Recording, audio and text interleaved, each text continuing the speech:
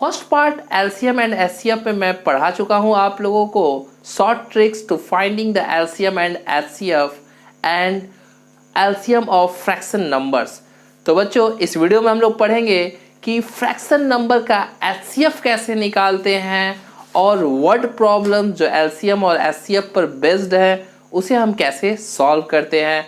तो आप सबका स्वागत है हमारे YouTube channel quality coaching online classes में।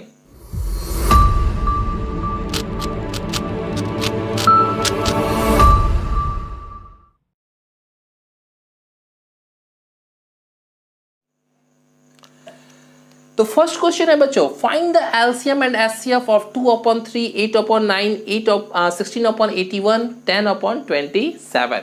तो इसे कैसे फाइंड करते हैं? तो सॉल्व करने से पहले मैं आपको बेसिकली दोनों कॉन्सेप्ट बता दूं एलसीएम और एचसीएफ फाइंड करने का। जब भी नंबर फ्रैक्शन में हो, जब भी नंबर क्या हो, फ्रैक्शन में हो, तो एलसीएम कैसे निकालते हैं? ध्यान देना, बहुत ही सिंपल है। एलसीएम निकालना है ना, तो एलसीएम ऑफ न्यूमरेटर लिख लो।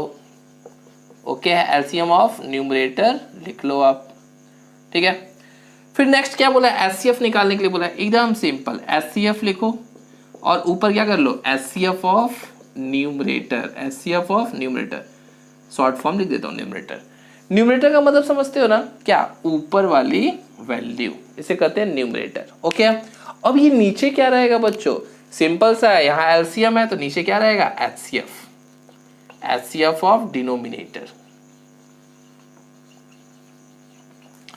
यहां एचसीएफ है तो नीचे क्या रहेगा, एलसीएम ऑफ डिनोमिनेटर।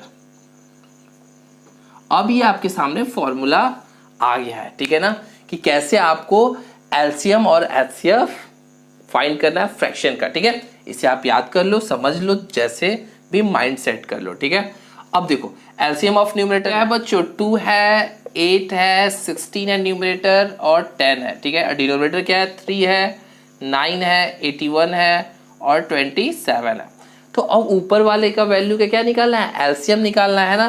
तो एलसीएम में सबसे बड़ा डिजिट कौन सा है, 16 है, मैंने 16 को सर्कल कर लिया। अब क्या करना है, 2 16 को कट कर दे रहा है, हाँ कट कर दे रहा है, 8 16 को कट कर दे रहा है, कट कर दे रहा है, लेकिन 10 16 को कट नहीं कर रहा है, नहीं कर रहा है ना। तो अब अगर ऐसा केस आता है तो क्या करना है, 16 को इतना बड़ा करना है कि वह 10 से भी कट जाए। तो भाई 16 का टेबल आता है ना, 16 5 से 80, भाई बीच में कोई नंबर ऐसा नहीं होगा जो 10 से डिविजिबल हो, तो क्या हो जाएगा इसका एलसीएम, 80 हो गया, यही एलसीएम है, ठीक है ना, 80। एचसीएफ में क्या करते हैं, एचसीएफ में छोटे वाले नंबर को सर्च करते हैं। ये 3 जो है आपका सबसे छोटा नंबर है कि नहीं। अब 3 से क्या करना है, चेक करना है, 3 3 जा 9 कट गया भाई, 3 से 81 भी कट जाएगा, 3 9 जा 27 भी कट जाएगा, तो इसका एचसीएफ क्या हो गया, 3 हो गया, 80/3। अब देखो 80/3 है तो मैं चाहूं तो यहीं पर आंसर निकाल सकता हूं। क्यों? क्योंकि मुझे एक बात दिखाई दे रही है। क्या दिखाई दे रही है कि 80/3 यहाँ पर यूनिक ऑप्शन है, 80/3 यूनिक ऑप्शन है। अगर 80/3 यहाँ पे है तो आप देख लो कोई भी 80/3 नहीं है ना, 80/3 कहीं नहीं है ना, तो यही मेरा आंसर हो जाएगा। अगर कंपटीशन में आप सॉल्व कर रहे हो तो एक बार ऑप्शन पे जरूर ध्यान देना चाहिए। अगर इस तरह का यूनिक सिचुएशन आ जाए तो क्या जरूरत है इसको सॉल्व करने की, नहीं सॉल्व करूंगा, ठीक है, और यही मेरा आंसर हो जाएगा। बट अभी तो सीखना है ना, तो इसे भी सॉल्व करते हैं फटाफट। तो एचसीएफ ऑफ न्यूमरेटर, न्यूमरेटर तो यही है, 2 8 16 10, लिख लेता हूँ फटाफट, 2 8 16 एंड 10, ठीक है। डिनोमिनेटर यही है, 3 9 81, 3 9 81 एंड 27, लिख लिया फटाफट। लेकिन अब बदल गया है सिस्टम, क्या बदल गया, ऊपर वाले का निकालना है एचसीएफ। क्या निकालना है, एचसीएफ। एचसीएफ में छोटे वाले नंबर को सर्कल करते हैं, एलसीएम निकालना है तो क्या करते हैं, एलसीएम में बड़े वाले नंबर को सर्कल करते हैं। ओके, अब देखो ये 2 जो आपने सर्कल किया है एचसीएफ निकालने के लिए बच्चों, तो इस 2 से हमें चेक करना होता है कि 8 16 और 10 कट रहा है कि नहीं। तो 2 के टेबल में 8 भी आता है, 2 के टेबल में 16 भी आता है, 2 के टेबल में 10 भी आता है, तो मैं कह सकता हूं 2 क्या है, एचसीएफ है। 2 क्या है, एचसीएफ है। समझ में आई बात। अब नीचे देखो 81 आ गया ना, 81 आया, तो मैं देखता हूं कि जो ये बाकी के नंबर्स रिमेनिंग हैं ये 81 को कट कर पा रहे हैं कि नहीं कर पा रहे हैं। ओके, तो मैंने देखा क्या कि 3 से 81 कट जा रहा है, 9 9 से 81 होता है, कट जा रहा है ना। और 27 का भी 3 से मल्टीप्लाई करोगे ना तो ये भी क्या होगा, कट जाएगा, है ना, 3 टाइम्स में कट जाएगा। इट्स मीन्स कि 81 क्या है, आपका एलसीएम है। देखो ऑप्शन आ गया ना 2/81। तो आपका ये तरीका था सॉल्व करने का, फटाफट सॉल्व करने का, फ्रैक्शन का। किसका, फ्रैक्शन नंबर्स आएंगे तो ये आपका बी ऑप्शन आंसर हो गया। तो बच्चों समझ में आया तो किस बात का वेट कर रहा हूँ, फटाफट लाइक बटन प्रेस कर दो। तो अगला क्वेश्चन न्यू कॉन्सेप्ट आपको सिखाने वाला हूँ और वो न्यू कॉन्सेप्ट न्यू फॉर्मूले के साथ है। तो क्वेश्चन है बच्चों, the LCM of two number is 1, 1, 2 and HCF is 4। यहाँ तो एलसीएम दिया हुआ है और एचसीएफ भी दिया हुआ है, तो फाइंड क्या करना है। तो देखो क्या फाइंड करना है बच्चों, इफ वन नंबर इज 28 यानी दो नंबरों का एलसीएम एचसीएफ था, तो उसमें से एक नंबर क्या है, 28 है। बोल रहा है find out the next number, तो नेक्स्ट नंबर बताना है। इसके लिए एक फॉर्मूला है बच्चों, एकदम सिंपल सा, याद रख लेना, बहुत ही आसान है। LCM into HCF is equals to first number multiply by second number. अब जब ये फॉर्मूला तुम समझ जाओगे तो चाहे सेकेंड नंबर मिसिंग हो तो भी फाइंड कर लोगे, एचसीएफ मिसिंग हो तो भी फाइंड कर लोगे, एलसीएम मिसिंग हो तो भी फाइंड कर लोगे। कैसे फाइंड करोगे आओ देखते हैं। तो एलसीएम दिया है, एलसीएम क्या है भाई, LCM of two number is 112, 112 put कर लिया। एचसीएफ दिया है क्या है, 4 है, 4 पुट कर लिया। फर्स्ट नंबर दिया है क्या है, 28, 28 पुट कर लिया। बचा क्या, सेकेंड नंबर, इसके जगह कुछ भी नहीं पुट किया, नंबर खुद लिख दिया। तो बस ऐसे ही 3 चीजें हमेशा दी होंगी और चौथे के बारे में पूछेगा, या तो प्रोडक्ट ऑफ नंबर दिया रहेगा, प्रोडक्ट ऑफ नंबर दिया रहेगा और एलसीएम दिया रहेगा, पूछेगा एचसीएफ के बारे में। तो ऐसे ही क्वेश्चंस को क्या करना है, आपको सेट कर देना है इसी फॉर्मूले पे। क्लियर है। तो मैंने अभी सेट किया है और मैं सेकेंड नंबर अभी फाइंड करूंगा। कभी भी कंपटीशन में इसको मल्टीप्लाई नहीं करना चाहिए, सेम नंबर कॉपी करो। डिवाइड बाय 28 क्या हुआ, नीचे आ गया, है ना, 28 नीचे आ गया। कई बुक्स में आपको क्या होता है, 4-4 फार्मूले दे देते हैं कि फर्स्ट नंबर निकालना है तो आपको क्या करना पड़ेगा, LCM into HCF upon second number. Second number निकालना है तो LCM into HCF upon second number. LCM निकालना है तो product of number divide by HCF, और एचसीएफ निकालना है तो product of number divide by LCM. तो ये सारा फॉर्मूला याद करने की क्या जरूरत है, बस एक याद किया, इसी पे सेट किया और आपका आंसर आ जाएगा। देखो 4 7 जा 28, 7 से काट दो, 7 1 जा 7 और 7 6 जा 42, 16 आंसर आ गया है। 16 आंसर आ गया है ना, कितना आसान था, 16 आंसर आ गया। 16 आंसर है क्या ऑप्शन में, तो देखो बच्चों ये रहा 16। तो फॉर्मूला अगर याद रहेगा, कॉन्सेप्ट क्लियर रहेगा, तो इस पे कई तरह के क्वेश्चन आते हैं और सारे क्वेश्चन आप आराम से सॉल्व करोगे।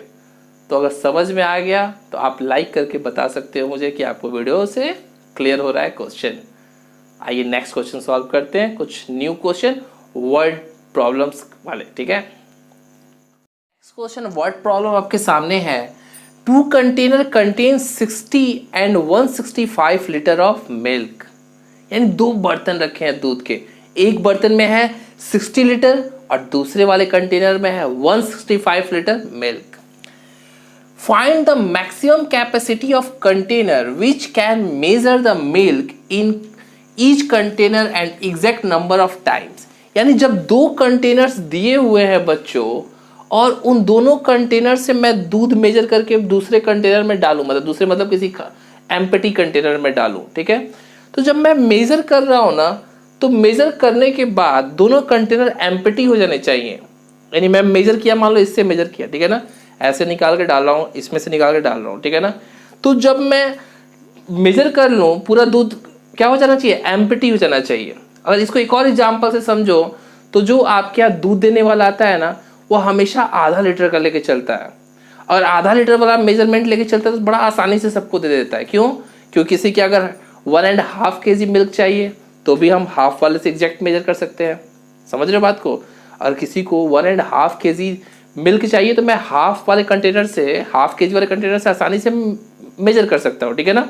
अगर मुझे 2.5 kg चाहिए तो भी मेजर कर सकता हूँ, 1 kg चाहिए तो भी मेजर कर सकता हूँ। लेकिन जरा सोचो, अगर वह 1 kg यानी 1 लीटर वाला कंटेनर लेके चलता है मेजर करने वाला, और किसी को आधा लीटर चाहिए होता दूध, तो प्रॉब्लम होती ना। ठीक उसी तरीके से इसमें भी है कि आपको क्या पता करना है कि बताओ वह मैक्सिमम कैपेसिटी वाला कौन सा कंटेनर होगा जो इस दोनों क्वांटिटी को एग्जैक्ट मेजर कर सकता है। तो एक बात बता दूं, अगर मेरी बातें समझ में आई तो बहुत बढ़िया है, अगर नहीं समझ में आई तो एक ट्रिक बताता हूँ कि वर्ड अगर मैक्सिमम कैपेसिटी पूछे ना, मैक्सिमम वर्ड का यूज करे ना, तो समझ लेना एचसीएफ फाइंड करना है। क्या फाइंड करना है बच्चों? एचसीएफ फाइंड करना है। समझ में आया बात? सिंपल सी बात, ठीक है ना। एचसीएफ फाइंड करना है। किसका एचसीएफ फाइंड करना है? इन दोनों क्वांटिटी का 60 एंड 165। ओके है। और क्या सिखाया था? Short trick. एचसीएफ फाइंड करना है तो छोटे वाले को सर्कल कर लो। ये इसको डिविजिबल कर पाएगा? नहीं कर पाएगा ना, तो आओ इसको फैक्टराइज कर लेता हूँ। इसको मैं फैक्टराइज किया तो क्या हो गया? 5 से किया तो 12 हो गया, ठीक है। फिर 2 से किया तो क्या हो गया? 6 हो गया। और फिर 2 से किया तो क्या हो गया? 3 हो गया। ओके है। अब मैंने, आप चाहो तो सिस्टमैटिक भी कर सकते हो, 2 3 5 भी, ठीक है ना, कोई से प्रॉब्लम नहीं है। 5 से अब चेक करता हूं तो ये डिविजिबल होगा क्योंकि लास्ट डिजिट में 5 है, ठीक। 2 से ये कभी डिविजिबल नहीं होगा क्योंकि लास्ट में क्या है? ऑड नंबर है। ओके है। 3 से जरा चेक कर लो तो 3 5 15, 1 3 5 15, 3 से भी डिविजिबल होगा। तो एचसीएफ क्या आ गया? 15। एचसीएफ क्या आ गया बच्चों? 15 एचसीएफ आया है। क्यों एचसीएफ 15 आया? ट्रिक। फर्स्ट पार्ट देखो, फर्स्ट पार्ट में मैंने बहुत अच्छे से समझाया है कि कैसे इसको सॉल्व करते हैं। तो 15 क्या ऑप्शन में है? क्या देखो, ये 15 ऑप्शन में है। यानी कि अगर मैं 15 लीटर वाले कंटेनर से इसको मेजर करता हूं तो 4 टाइम मेजर करूंगा और क्या हो जाएगा? दूध एग्जैक्टली मेजर हो जाएगा। क्लियर है? तो ये आपका आंसर हो गया। तो यही मैं कह रहा हूं, सॉल्व करने में समय नहीं लगेगा। क्वेश्चन को अगर आप समझ गए ना तो सेकंडों में सॉल्व कर लोगे। और नेक्स्ट क्वेश्चन करते हैं। तो नेक्स्ट क्वेश्चन बच्चों आपके सामने है। A person has 3 iron rods. किसी व्यक्ति के पास 3 आयरन रॉड्स है whose length are 10, 15 and 20 meters. 3 length दिए 10, 15 और 20 meter respectively. He want to cut the longest possible piece all of the same length from each of the 3 rods. वह चाह रहा है कि जो 3 रॉड हैं, इन तीनों रॉड को इस तरीके से बराबर बराबर कट करे कि कोई भी वेस्टेज क्या हो ना बचे, ठीक है ना। समझ रहे हो? अगर ये 2 है, ये 2 है, ये 2 है, ये 2 है, सब 2 2 रहे, ठीक है ना, कोई वेस्टेज ना बचे। ये मैं एग्जांपल में ले रहा हूं, ठीक है ना। आपको फाइंड करना है कि 2 है कि क्या लेंथ है। क्लियर है? तो what is the length of each piece if he is to cut without any wastage. बिना वेस्टेज के अगर काटा जाए, है ना, इस रॉड को काटा जाए, सारा पीस एक साइज का हो, तीनों रॉड को काटने के बाद सारा पीस एक साइज का हो और कोई भी वेस्टेज ना हो। जब इस तरह का क्वेश्चन आता है तो मैं वैसे क्या बताया हूँ? ट्रिक। क्या बताया? ट्रिक। लॉन्गेस्ट वर्ड का यूज किया है। यहाँ पे क्या किया है? लॉन्गेस्ट। कहाँ गया लॉन्गेस्ट भाई? तो पॉसिबल, लॉन्गेस्ट पॉसिबल, है ना। जब ऐसा वर्ड किया, लॉन्गेस्ट मतलब क्या? सबसे लंबा। सबसे लंबा मतलब क्या? HCF. HCF highest common factor. HCF find करना है ना। अगर आप समझ के बात को समझ लो कि क्या फाइंड करना है, या तो वर्ड से आप कैच कर लो, ठीक है ना। एचसीएफ फाइंड करना है। जब भी इस तरह का क्वेश्चन आए कि भाई लॉन्गेस्ट आपको जो है कट करना है, पीसेस कट करना है, जो वो चाहे रस्सी में से भी आ सकता है, ठीक है ना, या आपके रॉड्स में से आ सकता है, पाइप में से आ सकता है, कैसे भी आ सकता है, ठीक है ना। तो एचसीएफ फाइंड करना है। किसका एचसीएफ फाइंड करना है? इन तीनों मेजरमेंट्स का, 10, 15 एंड 20। अगर मैं इन तीनों का एचसीएफ निकाल देता हूं तो हमें क्या फाइंड मालूम चल जाएगा? वह लेंथ जिससे हम कट करेंगे तो सारे रॉड के पीसेज बराबर बराबर निकलेंगे और साथ ही साथ कोई वेस्टेज भी नहीं होगा। क्लियर है? तो अब देखो बच्चों, 10, 15, 20 है तो एचसीएफ निकालना है तो छोटा वाला नंबर ले लिया, छोटा वाला नंबर। अब देखो 10 से जब छोटा वाला नंबर आपने लिया तो 20 जो है वो डिविजिबल नहीं है, डिविजिबल हो रहा है मगर 15 नहीं हो रहा है, 15 नहीं हो रहा है। तो मैं क्या करूंगा? इसको फैक्टराइज कर लिया। क्या हो गया? 2 5 5 1। ओके, क्लियर है?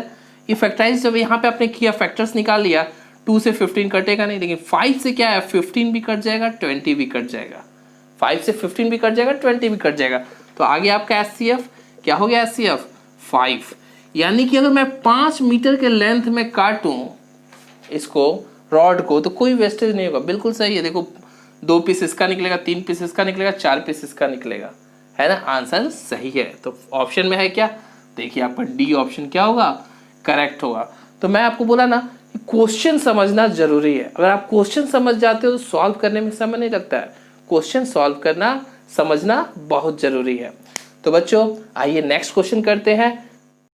तो बच्चों इस क्वेश्चन को सॉल्व करने से पहले मैं एक बात बता दूं कि इस वीडियो के लास्ट में मैंने कुछ क्वेश्चन दे रखे हैं जिसे आपको सॉल्व करना है और आंसर भी मेंशन है। तो आप सॉल्व करके आंसर मैच कर लेना और कोई भी फीडबैक हो तो अपना फीडबैक कमेंट बॉक्स में ड्रॉप कर देना। तो बच्चों ये क्वेश्चन क्या कह रहा है, the traffic light at a one particular crossing change after every 40 seconds. कोई ट्रैफिक सिग्नल है, ठीक है ना, उस सिग्नल पे लाइट जो है वो 40 सेकेंड्स के बाद ऑन हो जाता है। हर 40 सेकेंड्स के बाद ऑन होता है, ऑफ होता है। The traffic light at the next crossing change after every 32 seconds. एक था 40 सेकेंड्स पे, जब अगले सिग्नल पे मैं पहुंचा तो वहां पे 32 सेकेंड्स पे लाइट क्या हो रहा था, ऑन ऑफ हो रहा था। At a certain time they change together. और एक समय आया कि जब दोनों लाइट एक साथ ऑन हुए होंगे। After what time they again change together. तो बताना क्या है कि जो सिग्नल लाइट है वह दोबारा कब एक साथ ऑन होगा। समझ रहे हो बात को। तो एक बात आप जरा सोचो इस पे, क्वेश्चन आप समझ जाओगे तुरंत सॉल्व हो जाएगा। एक बात थिंक करो जरा सा कि अगर एक दिन में तो कई बार ऐसे मौके आते होंगे ना जब लाइट क्या होता होगा, एक साथ ऑन होता होगा, कई बार होता होगा, ठीक है। लेकिन ये क्वेश्चन वो नहीं पूछ रहा है। क्वेश्चन क्या पूछ रहा है, वह कम से कम समय बताओ जब लाइट क्या होता है, एक साथ ऑन होता है। वह कौन सा सबसे कम टाइमिंग होगा जब लाइट एक साथ ऑन होगा। क्लियर है। तो जब सबसे कम समय की बात की जा रही है इसका मतलब क्या निकालेंगे बच्चों, एलसीएम निकालेंगे। क्या निकालेंगे, एलसीएम, लोएस्ट कॉमन मल्टीपल। तो एलसीएम किसका निकालना है, इस टाइम का निकालना है। 40 सेकेंड्स और 32 सेकेंड्स का एलसीएम निकालना है बच्चों। तो मेरे मेथड पे जो एलसीएम जब निकालना है तो बड़ा वाला नंबर लेंगे 40। अब 40 जब ले लिया तो चेक करेंगे ये इसको डिविजिबल है कि नहीं, डिवाइड कर रहा है कि नहीं। तो ये तो बिल्कुल डिवाइड नहीं कर रहा है। तो करना क्या है कि इसको इस लायक बनाना है, इस मल्टीपल में बनाना है कि यह नंबर इस बड़े वाले नंबर को डिवाइड कर सके।